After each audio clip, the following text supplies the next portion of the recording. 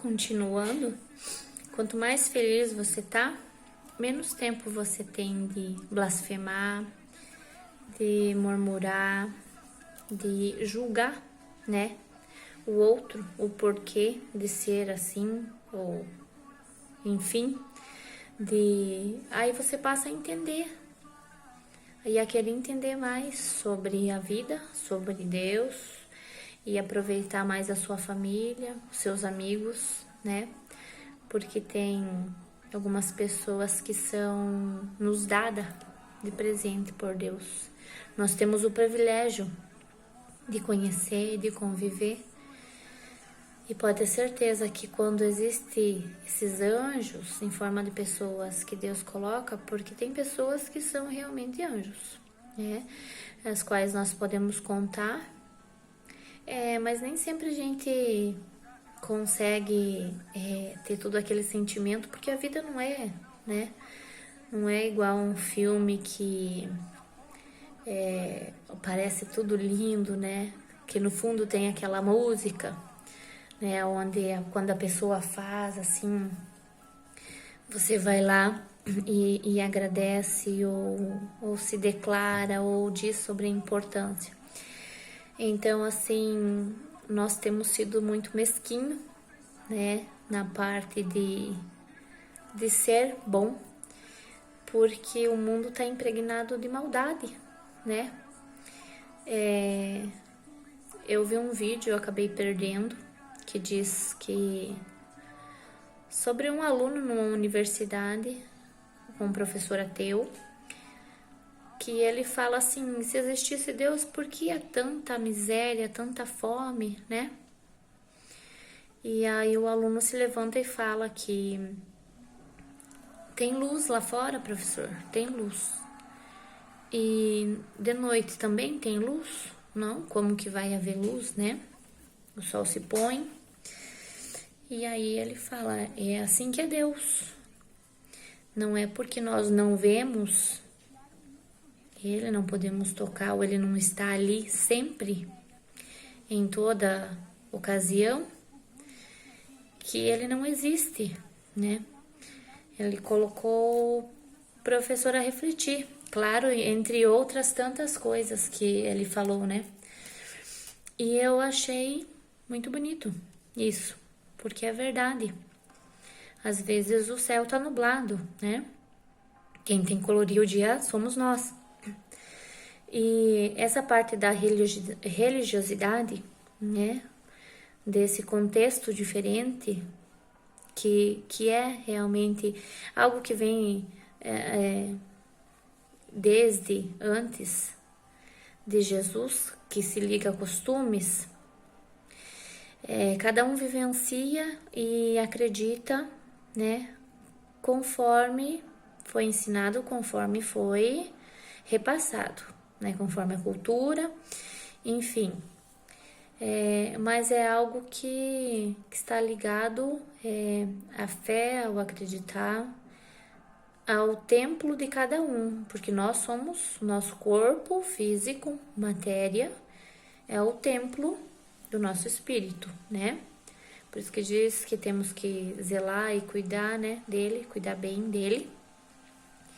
E então, assim, faz teu coração a morada, né? A morada da esperança, da fé, da bondade.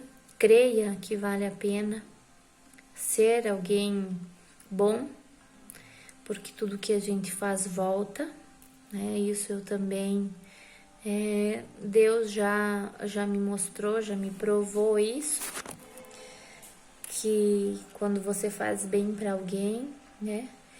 Mesmo que seja pouco, mas Deus provê. Ele sempre não que te beneficia, mas primeira coisa, a alegria nasce dentro de você antes de qualquer outra coisa, né?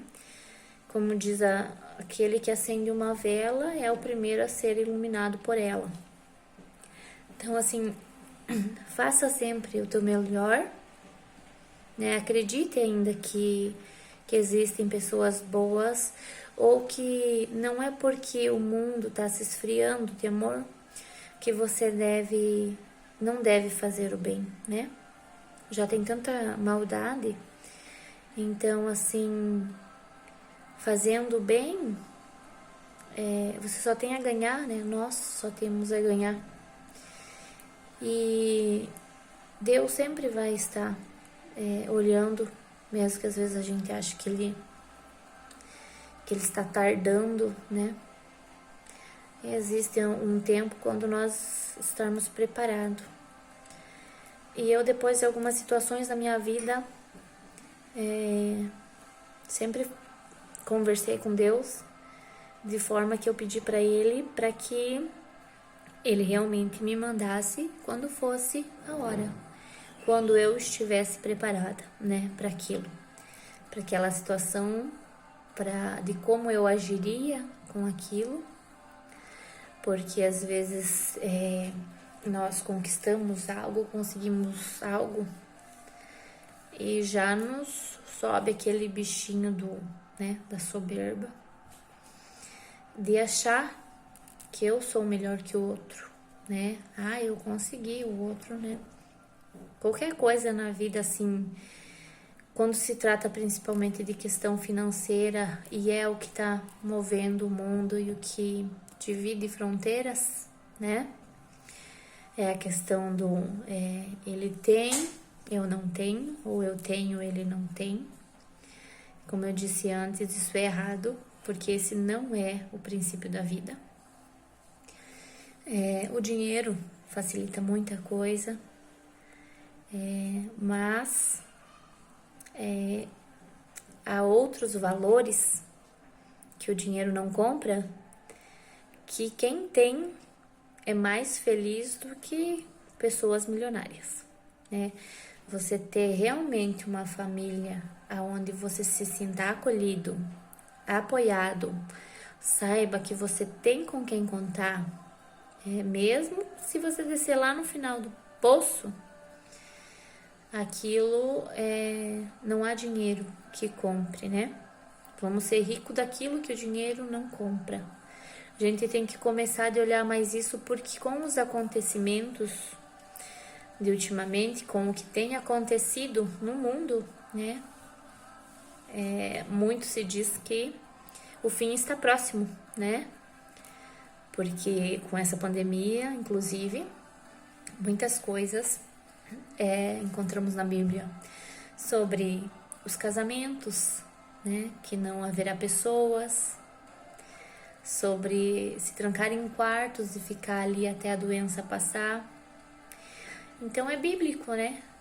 As pestes, né, mortais, as enfermidades, a ganância, e tudo isso nos remete a se apegar mais, né? A se apegar a Deus, porque aquele que crê, aquele que tem um pouco de entendimento sobre a palavra, sobre as escrituras, sabe que haverá um dia que aquele que estiver preparado, né, supostamente será salvo, né? E eu gosto de acreditar que há um lugar melhor, né?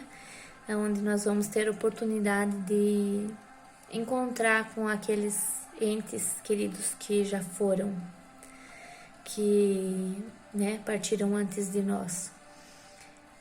Então, assim, sobre isso que a gente tem que ver, que se apegar, que falar, repassar, né? Sobre isso a gente tem que dar uma parada para analisar a questão de como que a gente está levando, né? Não é necessário estar dentro da igreja sempre. É necessário você estar em contato com Deus, né? Nós estarmos em contato com Deus, nós fazermos de fato o bem, Porque tem muito daquilo assim, eu acredito na minha verdade, né? Só que às vezes a minha verdade não é a verdade absoluta ou a verdade correta.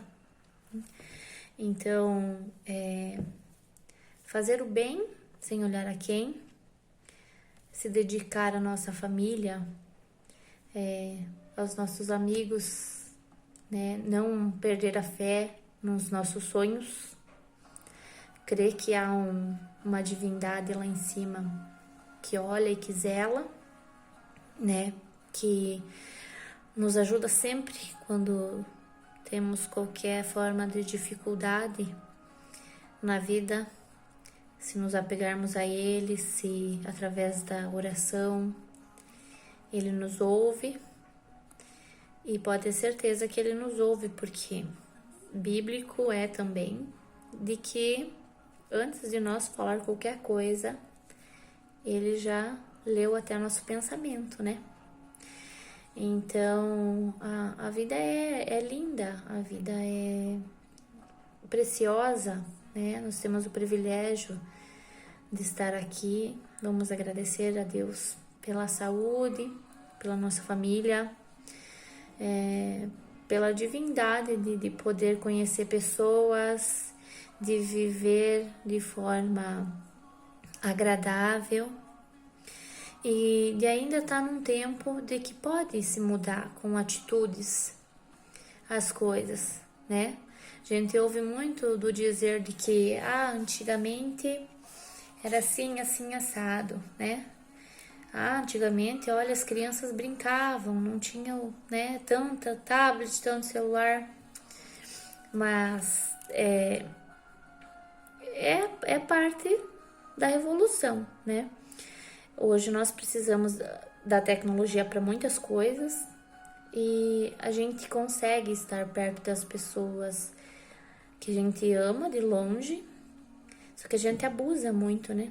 Abusa às vezes dessa parte e acaba esquecendo de quem está próximo, né? As rodinhas, as reuniões que a gente faz em família, né? Às vezes cada um se perde no seu mundo ali do celular e há pouco diálogo. Aí quando está longe, né, conversa pelo celular. Então, isso a gente tem que se policiar um pouco, né? E ver assim que quando Deus nos dá a oportunidade de estarmos junto com a nossa família, com os nossos entes, quando eles estão bem, vamos aproveitar. Não vamos deixar para só a hora que receber uma notícia de que está doente ou de que faleceu, você abandonar tudo e aí você arrumar tempo, né?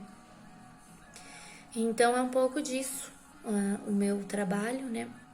É sobre Deus, né? Na verdade é sobre Deus, sobre o crer, sobre o ser templo de Deus, né?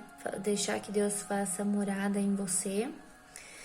Eu andei pesquisando sobre os milagres de Jesus, né? Alguns a gente leu, alguns a gente escutou na liturgia da palavra na igreja, né? A multiplicação dos pães, a cura dos leprosos, um cego que volta a ver, né? Ele ressuscitou.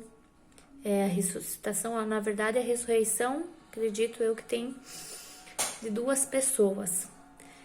A água em o vinho.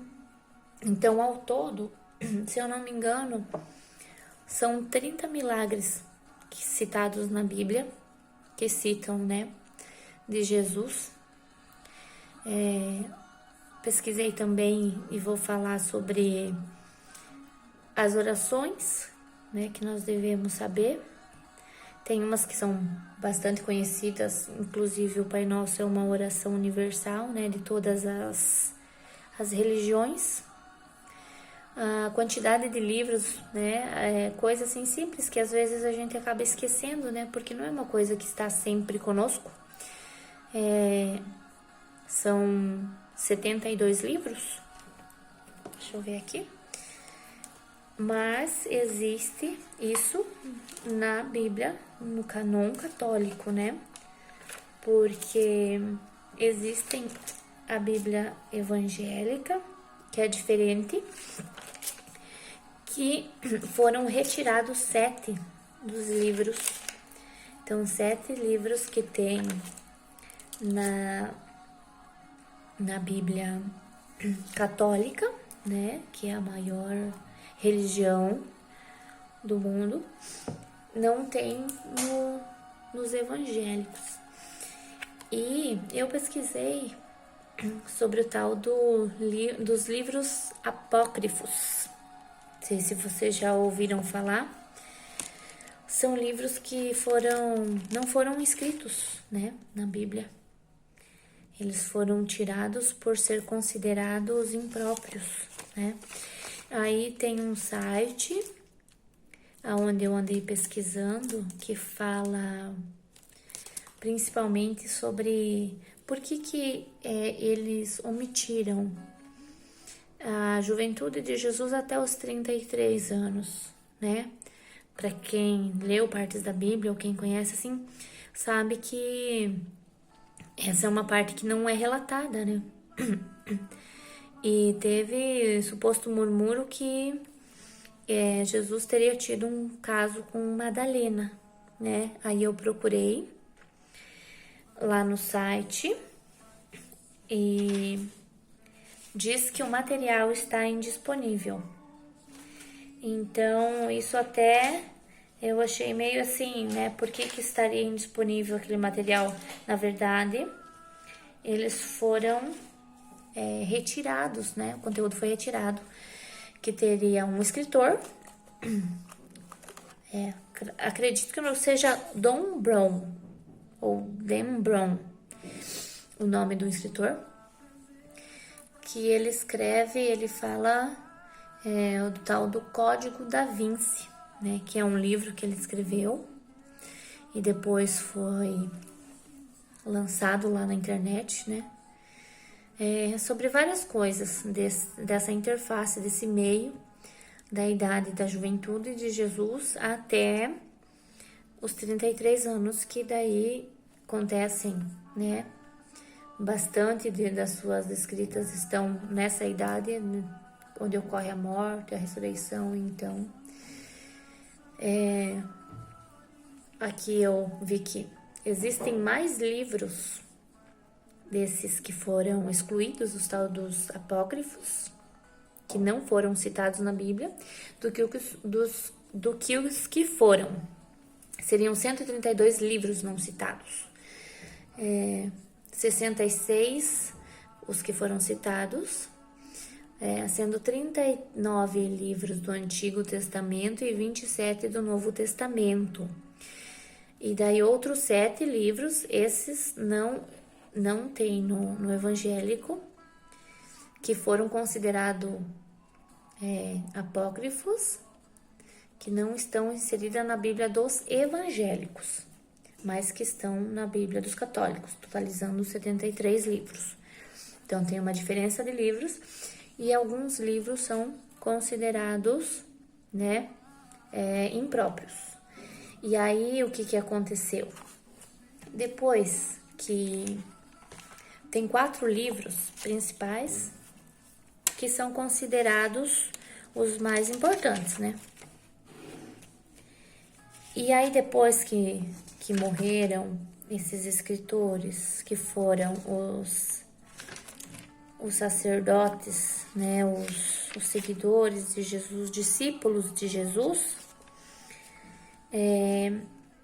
aqueles que vieram após eles responsáveis por cultuar esses ensinamentos, repassar essas escritas, eles começaram a ler todos os livros, né?